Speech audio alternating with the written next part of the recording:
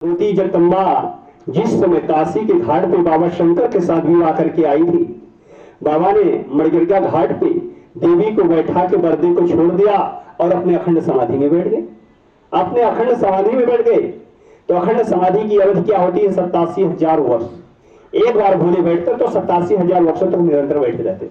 87,000 वर्षों में माता ने अपनी ससुराल में क्या देखा?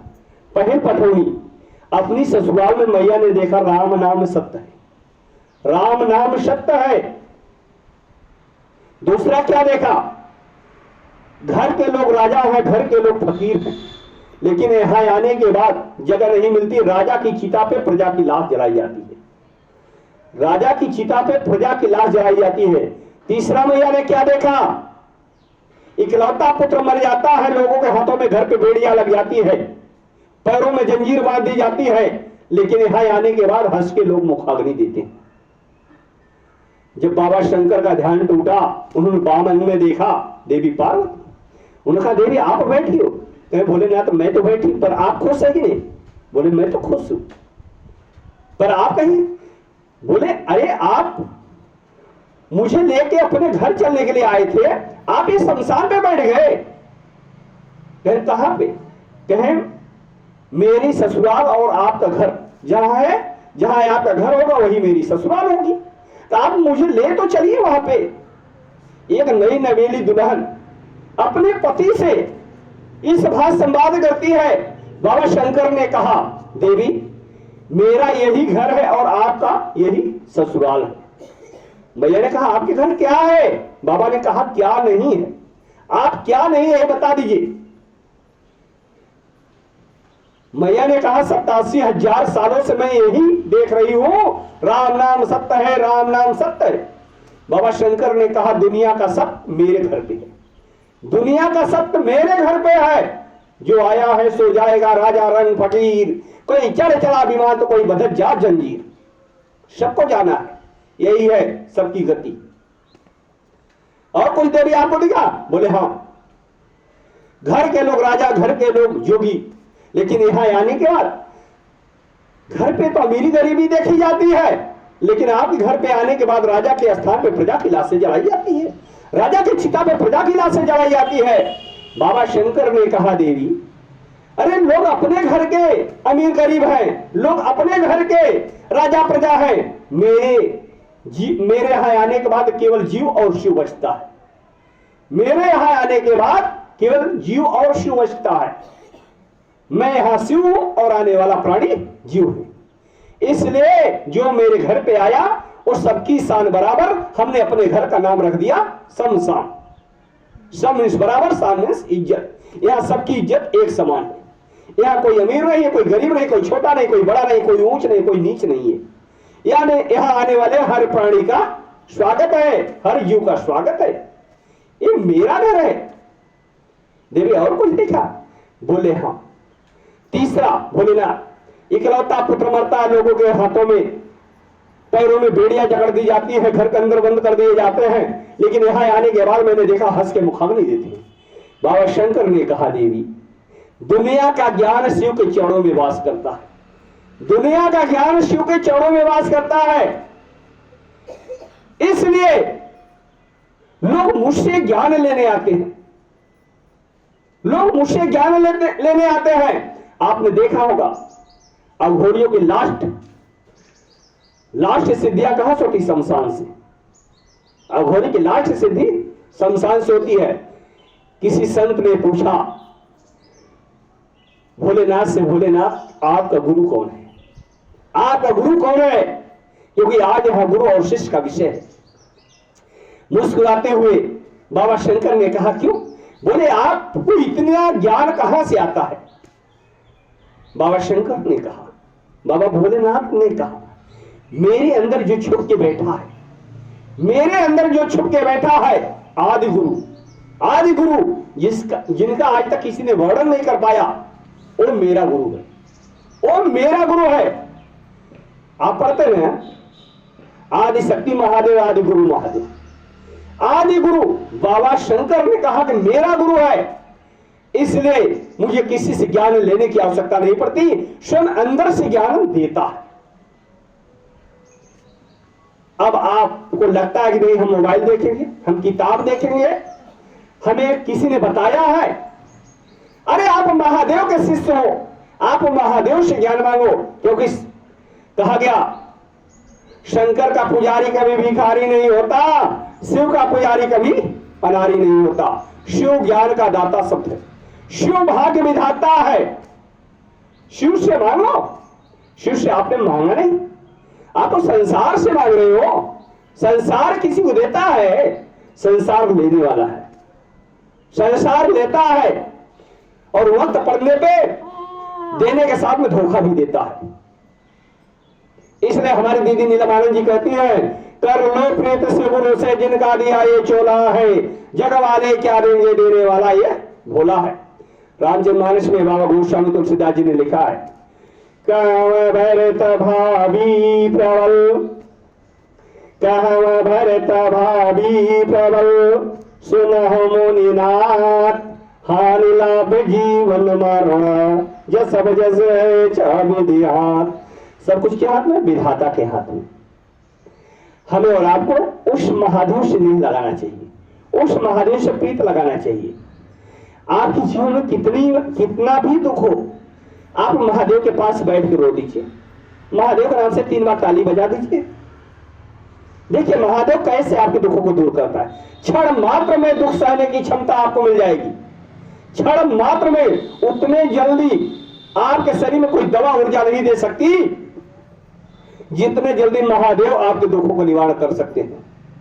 क्योंकि जिस समय भगवान शंकर भरद्वाज ऋषि से राम कथा सुने थे, कुंभज ऋषि के पास कथा सुनने गए थे, तो उन्होंने राम कथा जब सुना तो देवी पार्वती से, उन्होंने देवी सती से क्या कहा, देवी चलो अब 1 साल के लिए ऊर्जा मिल गई है, 1 साल के लिए ऊर्जा मिल गई।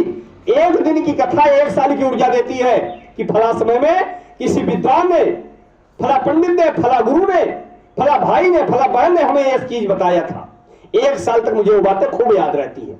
1 साल के बाद धीरे धीरे वो बातें नम होना चालू हो जाए। उन्होंने कहा 1 साल के लिए मुझे ऊर्जा मिल गई। आपको हम तो 7 दिन के बाद ऊर्जा जगाने चले आते हैं, 8वें दिन हम आके हाजिर हो जाते हैं हर सप्ताह। दीदी आप अधीर मत होइए, हर भाई हर बहन आपके साथ है, आपके गुरु महादेव आपके साथ है। आप क्यों अपना धैर्य खो रही है? आप देखते हैं मेरा 10 रुपया खर्च हो रहा है। अभी भी हमने बताया कि हम कल चर्चा में आ रहे हैं, हम अकबरपुर के पास दोस्तपुर से अखंड नगर गए थे, आए इधर से ही गए थे। वहां पे दीदियां 25-25 किलोमीटर 27-27 किलोमीटर से चल के 100 रुपये भाड़ा खर्च करके आई थी, फला जगह शिव चर्चा होने वाली है। आप नहीं जाती थी, आप भी तो जौनपुर जाती थी। सोचो 5 बजे भोर ठंडी समय में पैसेंजर 6:15 पे आपके पखरौली में आ जाले। अब जेके 6 बजे टिफिन लेके स्टेशन पहुंचे तो कितने बजे उठत रहा? 3 बजे रोग बिस्तर छोड़ देते रही कि आज हमें शिव चर्चा में जाएगी बा। आज 12 बजे ना छोड़ अपन घर कि हमें शिव चर्चा में जाएगी बा। अगर आज आप 12 बजे घर छोड़ दे तब पर भी महादेव के कार्य में आप 12:30 बजे कितना दूर से आए हुए हैं, हाजिर हो जाइए आधा घंटा में। आज आपके पास व्यवस्था है, आपके पास साधन है,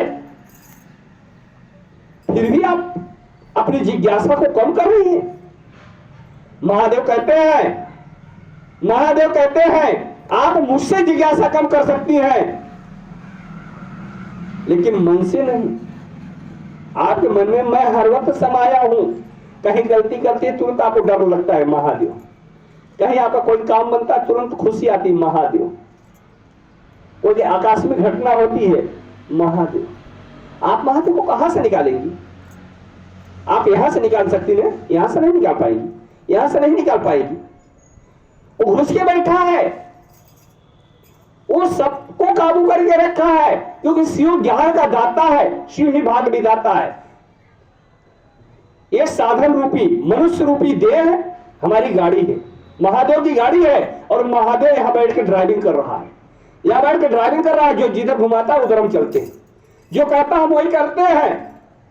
मैंने आपने सोचा हो तो नहीं, हर के सोचा तत्काल। आपने कभी महादेव के बारे में सोचा महादेव कैसा है? महादेव ने साहब हरिंद्रानंद जैसे महान व्यक्ति को, इस कलिकाल के महापुरुष को उन्होंने भेजा, जाओ जन जन को बताओ, एक एक जन को समझाओ कि शिव आज भी गुरु है। सामने पोस्टर पे लिखा गया है शिव आज भी गुरु है। अगर आपने शिव को गुरु माना तो आपका जीवन धन्य हो जाएगा। आपके भाई ने आपको शिव को गुरु माना, उनका जीवन धन्य हो जाएगा। आपके बेटे ने शिव को गुरु माना, उसका जीवन धन्य हो जाएगा। आपकी मां ने शिव को गुरु माना, उसका जीवन धन्य हो जाएगा। आपका पड़ोसी ने शिव को गुरु माना तो उसका जीवन धन्य हो जाएगा। इसमें कोई चापलूसी नहीं है, या कोई दलाली नहीं है, या कोई रिश्वतखोरी नहीं है। यहां जो आएगा वो महादेव को पाएगा। यहां जो आएगा वो महादेव को पाएगा। जो महादेव को जानेगा वही महादेव को मानेगा। तो मेरी चर्चा का मतलब ऐसा नहीं है कि आपको हम साधु बना रहे हैं, आपको सन्यासी बना रहे हैं, हम आपका समय तोड़ रहे हैं। बस चर्चा का मतलब जप नहीं गप। क्यों बात करो, कुछ नहीं करो, मत करो। आपके पास समय नहीं माला जपने का, आपके पास पैसा नहीं है माला खरीदने का, आप महादेव को माला मत ली जाने। आप भोग चढ़ाने का आपके घर में नहीं है, मत खिलाओ महादेव को। महादेव को बातें तो कर सकते हो, किसी से कह तो सकते हो। 3 सूत्र रूपी संदेश और डाकिया रूपी लाल साहब आपके पास आया है, आपका लेटर लेके 3 रूपी संदेश आपको लेकर आया है कि महादेव ने आपके लिए चिट्ठी भेजा है दीदी, इलाय तोहार बा। अब बताइए, आपके नाम से अगर आया तो हम लेके दूसरे के घर जाएंगे? हमने तो महादेव को केवल संदेश दिया है। हमने आपसे कभी पैसा मांगा कि आप मुझे पैसा दीजिए? आपको लगता है भैया पैसा मांगते हैं? जब कोई मुझे अपने घर ले जाता है, जब कोई कहीं अपने उत्सव में ले जाएगा तो उत्सव का खर्च लगता है। मैं मंदिर में किसी से पैसा नहीं मांगा, मैंने साप्ताहिकी में किसी से नहीं कहा आप मुझे भाड़ा दो। मैं खुद चल के आ रहा हूं, जितनी आपकी गर्ज है उतनी मेरी गर्ज है। यहां आना मेरी मजबूरी है, जरूरी नहीं मेरी मजबूरी है। मैं भी महादेव को अपना गुरु माना हूं, आप भी महादेव को अपना गुरु माने हैं। अब हम कहें कि सब लोग मेरे घर चलो, जिसके पास भाड़ा नहीं है तो कैसे जाएगा? तो मेरी अगर हमें ले जाना है तो हमें साधन देना पड़ेगा, हमें साधन देना पड़ेगा ले चलने के लिए। हमें आपकी व्यवस्था करनी पड़ेगी, हमें आपकी देखभाल करनी पड़ेगी। आप मुझे अगर अपने घर बुलाते हो तो आपको भी हमारी व्यवस्था देनी पड़ेगी। कहने महादेव का घर है, जब महादेव के घर पे आते हो तो महादेव आपके घर पे जाता है। हम आपके घर पे आते हैं तो आप यहां आते हो, अगर हम यहां नहीं आएंगे तो आप नहीं आओगे। संबंध कैसे बनता है? आने से जाने से। जब आप महादेव को पूछ रहे तो महादेव आपको पूछ रहे हैं। जब नहीं पूछोगे तो, जैसे हमने कभी एक पत्रिका पढ़ा था, किसी कथाकार ने कहा अबे नैहरे बिया पड़िया, बहदेवरे बिया पड़िया, आप 1 हफ्ता 10 दिन आगे जाती काहे विदा भैया के संभारे को, दीदी के संभारे के बाद उनके घर क्यों करे वाला ना बाटे। आप जई हैं तो कहो साड़ी में पीन लगा के बैठी है न, एक बर्तन दुआरे पड़ा रहा तुरंत माजे बैठ जाई, तने द्वार गंदा देखे झाड़ू उठा ली है, लीपे पोते लगे, साफ सफाई करने लगी हैं। लेकिन वही जगह पे अगर अपने पतों को भेज देता, डेंट पेंट करके कुर्सी लगा के बैठी, कहीं आप कहीं हमारे यहाँ आटा चला करे कि काम करे। तो अगर आप जाएंगी तो दीदी आएंगी, और आप नहीं जाएंगी तो आप अपनी बहू को भेजिए, दीदी अपनी बहू को भेजेंगी। तो जैसे तोहार पतोहिया जाके बैठी हुई है, दोनों पतोहिया जाके बैठे तो रही है। ये कर जस करनी तस भोग होता नरक जात तो काहे कपस्ता। आप पहले में दया मांगो, महादेव से खूब दया मांग, खूब विश्वास है दया मांग। 12 दाने का रुद्राक्ष धारण करके, हे शिव आप मेरे गुरु, मैं आपका शिष्य हम पे दया कर। हे शिव आप मेरे गुरु, मैं आपका शिष्य हम पे दया कर। हे शिव आप मेरे गुरु, मैं आपका शिष्य शिष्य हम पे दया कर। नमः शिवाय, नमः शिवाय, नमः शिवाय। मन की गति से आप नमः शिवाय करते हैं, महादेव आपके मन में समाहित होते। महादेव साहब जी कहते हैं हवा रूपी श्वास, हवा रूपी श्वास में नमः शिवाय आया, नमः आया शिवाय पे उतर गया।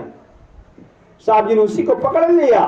हवा कैसी लग रही, किसी को ठंडी लग रही है, किसी को गर्मी लग रही है, किसी को उमस महसूस हो रहा है, किसी को दुर्गंध आ रही है हवा में, किसी को खुशबू आ रही है। अब जिसको जो पकड़ना है, कोई खुशबू पकड़ रहा है, कोई दुर्गंध पकड़ रहा है, कोई ठंडी पकड़ रहा है, कोई गर्मी पकड़ रहा है। तो साहब जी ने कहा मैंने तो नमः शिवाय पकड़ लिया, आप भी पकड़ लो नमः शिवाय। महामंत्र जपत महेशु काशी मरत मुकत करे। आप महामंत्र पढ़ रहे हैं। महाशंपूर्ण शिव पुराण की एक महामंत्र है नमः शिवाय। ये शाद रहता, लोग कहते हैं शंकर समान कोई दाता नहीं, युद्ध के विपत के निधान, लज्जा मेरे राखियो उस नंदी के सवार। जो सबकी लाज बचाने वाले हैं, उस त्रिगुणाधिपति बाबा शंकर को हम लोगों ने गुरु माना, अपने जीवन को सफल बनाने के लिए, अपने जीवन को सार्थक बनाने के लिए। अब लोग कहें कोई कथाकार आया है, कोई गुरु आया है, कोई विद्वान नहीं, भाई आया है, भाई आया है, बहन आई है, दीदी आई है, गुरु की बातें करने के लिए, गुरु का शब्द बताने के लिए, गुरु का संदेश सुनाने के लिए, गुरु का दिया हुआ 3 सूत्र पहुंचाने के लिए। अब आपके हाथों में अगर 3 सूत्र मिल गया, अब जैसा आपके नैहर से एक चिट्ठी आवे कि फलाने दिन हमारे यहाँ कोनो कार्यक्रम बा दीदी चली आओ, टाइम ना रहा, आज हम आपके लेटर भेज देते। आज टेलीफोन चल गए, पहले तो चिट्ठी आवत रही, बुखार हुए आज संदेश पाओ 1 महीना बाद। अगर आपको समय मिलते हुए चिट्ठी मिल गई, क्या आप मायके नहीं जाएंगी? आप न्योता में नहीं जाएंगी? आप उस कार्यक्रम में शामिल होने नहीं जाएंगी? तो महादेव ने आपको 3 सूत्र दिया है कि आप मेरे 3 सूत्र को पढ़ के मुझे मान लो, आप मुझे जान लो, मेरा कार्य कर दो। अब नहीं करेंगे तो भैया आप जानो, हम कहा जाने। आपको दया मिल गई, आप एक दूसरे में बांटो, उसे खूब बांटो, खूब बांटो। ईश्वर की दी हुई संपत्ति कभी घटती नहीं है, मानव को दी हुई संपत्ति बांटने से घटती है और रखने से बढ़ती है, लेकिन भगवान की दी हुई संपत्ति बांटने से बढ़ती है, रखने से घटती है। खूब बांटो। नैहर सासुर हाट बाजार दोस्त यार भाई बंद नात कबीला पास पड़ोस के लोगों को रोक के बताओ। जैसे आपने लंगर में देखा, रोक के भैया 1 गिलास शरबत पी लीजिए, थोड़ा सा प्रसाद खा लीजिए। क्यों इतना रिक्वेस्ट करते हैं? उनको लगता है जितने अंतरात्माओं में मेरा प्रसाद जाएगा उतना मुझे पुण्य मिलेगा। तो हमारे गुरु का नाम जितने लोगों में जाएगा उतने लोग से मुझे आशीर्वाद मिलेगा। जिनके घर में सुख शांति आएगी, तभी तो अपने ओठों पे नाम लेंगे, भैया ने मुझे बहुत अच्छा राह दिखाया। हम किसी का घर उजाड़ने की बातें नहीं कर रहे हैं, हम घर बसाने की बातें कर रहे हैं। खूब चर्चा करिए, विश्वास वाली चर्चा करिए, अपने घरों पे कराइए, लोगों को बुलाइए। गुरु इतना दाता है, गुरु भाग्य विधाता है, गुरु सबको देता है। इसके जात पात लिंग भेद भड़ की बातें नहीं है, ऊंच नीच की बातें नहीं है। तीसरे में नमः शिवाय पंचाक्षरी मंत्र से प्रणाम कर रहा है। आप खूब महादेव को प्रणाम करिए। आप सोचिए, साहब जी कहते हैं 24 घंटे में कम से कम 1 बार तो प्रणाम कर लो। दिन के शुरुआत करा शिव जी के नाम से, जन्म सफल हो जाए यही धाम से। आप जीवन रूपी नौका को लेकर संसार रूपी भवसागर में घूम रहे हो, कम से कम उस महादेव को प्रणाम करो, कब तूफान आ जाए। किसी को भरोसा है? अपने जीवन का भरोसा करते हो? अरे रोड पे चलो, परदेसी के सर पे कफन होता है, परदेसी के सर पे कफन होता है। गाड़ी चला रहा हूं बहुत अच्छे तरीके से, पर सामने वाला अच्छा नहीं तो मैं क्या कर सकता हूं? लाके ठोक देगा। जीवन की लीला समाप्त हो जाएगी। कफन तो हर वक्त मेरे सर पे बंधा है। अगर मैं 100 किलोमीटर चल के आया हूं तो कफन लेकर आया हूं। आप उस कफन के बारे में सोचो।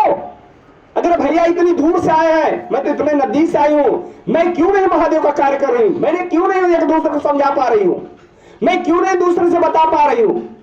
मैं क्यों नहीं दूसरे को संदेश दे पा रही हूं? किसकी चर्चा हो रही है? पर मेरा भरोसा है, मेरा विश्वास है, अकाल मौत हो मरे जो काम करे, चंडाल का बाल विवाह का क्या कर सके जो भक्त हो महाकाल का। मेरे गुरु महादेव है, भरा काल मेरा क्या कर सकता है। अभी हमने एक दीदी के बारे में आरती अम्मा को दिखाया, अभी परसों मंच पे बैठी थी और दूसरी तरफ उनकी बहन का लड़का उनके यहां रहता है, उसका एक्सीडेंट हो गया। उसका एक्सीडेंट हो गया, वो बेचारी मंच पे बोल रही, बार बार फोन आ रहा है, हम बैठे बोल रहे हैं, वो फोन पे बात कर रही है, हमें ऐसा डाउट हो रहा है लेकिन हम कह नहीं सकते। पर दीदी अपने दुख को छुपाते हुए डुप्लीकेट मुस्कान को सामने ला रही है। थोड़ा सा बोली, भैया थोड़ा जल्दी से आरती करवा दीजिए। आरती करवाने के बाद वो जल्दी जल्दी घर गई, तब जाके फोन करके बता रहे, भैया ऐसा कांड हो गया था।